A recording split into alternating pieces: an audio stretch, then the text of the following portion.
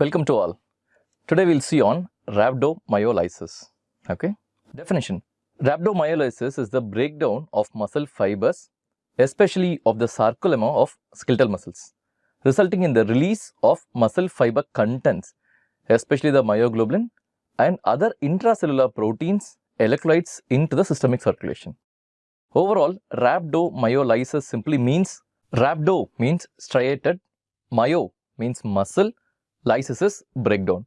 So, rhabdomyolysis is breakdown of striated muscles, that is skeletal muscle breakdown. So, why should we really worry about that rhabdomyolysis? It's because rhabdomyolysis can cause acute renal failure, it can even cause sudden cardiac death, and it can result in acute compartment syndrome where the patient can even lose his or her limbs. So, we'll see these in detail. So, now what can insult a muscle? Number one, ischemia. Yes, decreased blood supply, either it's going to be a global hypotension or a specific ischemia to particular group of muscles, either by an embolus or arterial thrombosis, we don't know.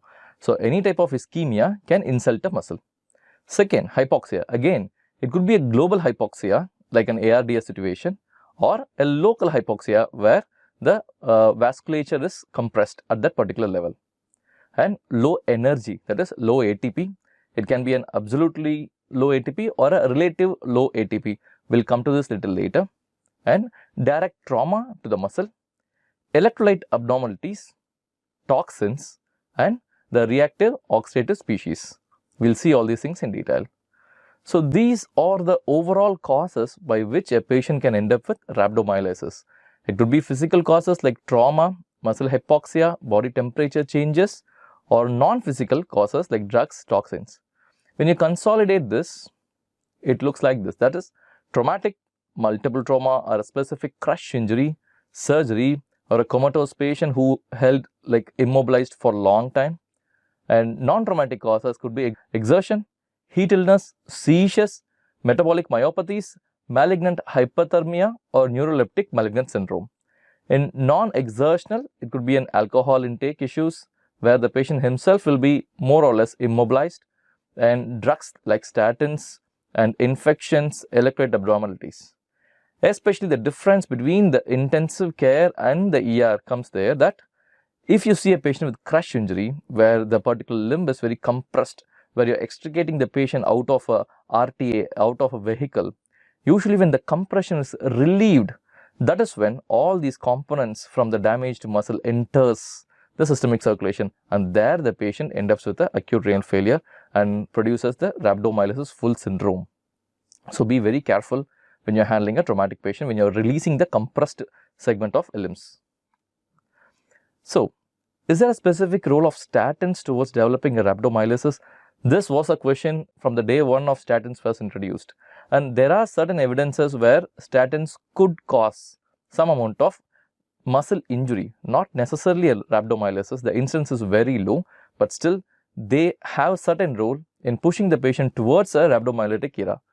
So, and certain studies says that the safest statin could be the pravastatin, and the more incidence of rhabdomyolysis was seen in rosuvastatins, especially when you give it along with other anti-lipid agents like gemfibrozil.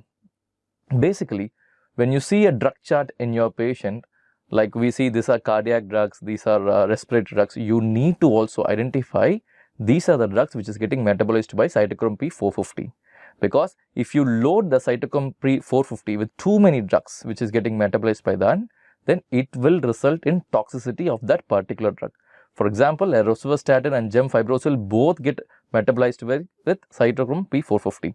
So, when you give both the drug together, then the patient can end up with toxicity of either drug. So, be very conscious whenever you are prescribing certain drugs which is getting metabolized by cytochrome P450, right? So, in overall, if you see rhabdomyolysis or just a myositis, an increase in the muscle damage basically is more common in children, especially by the viral myositis. The next comes the trauma, exertion, and genetic defects. So, what is the basic pathology in this? You need to understand that there is a cell layer like this,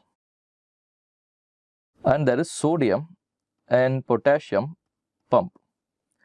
So the main role of sodium potassium pump here, this is intracellular and this is extracellular.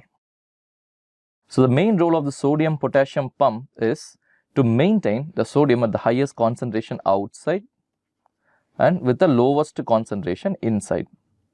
Okay, there should be so much of sodium outside and less over inside.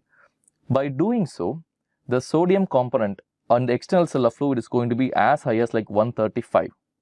So, having said there is little amount of sodium in the intracellular area, what the other smaller channels does is they puts out the calcium and brings in the sodium.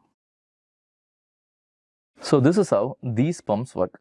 So the sodium potassium ATPase pump actually puts out the sodium and decreases the sodium levels inside the cell. So since the sodium value is decreased inside the cell, the other smaller channels makes the sodium comes inside with exchange for the calcium. So once the calcium is moved out, there is a calcium gradient where the extracellular fluid has more amount of calcium than the intracellular fluid. So why is this specifically important? If there is a damage to this layer, this membranous layer, then this calcium homeostasis is damaged. So lot of calcium enters inside the cell. So once there is lot of calcium inside the cell, the calcium causes contraction of that particular muscle fiber. So once the contraction of the particular muscle fiber happens, lot of ATP gets consumed. So once lot of ATP gets consumed, there is no more energy left inside the cell for any type of respiration and the cell lysis occurs. So this is the basic pathophysiology how rhabdomyolysis get worsened. So ischemia or intense muscular exercise thermodependent syndrome medicines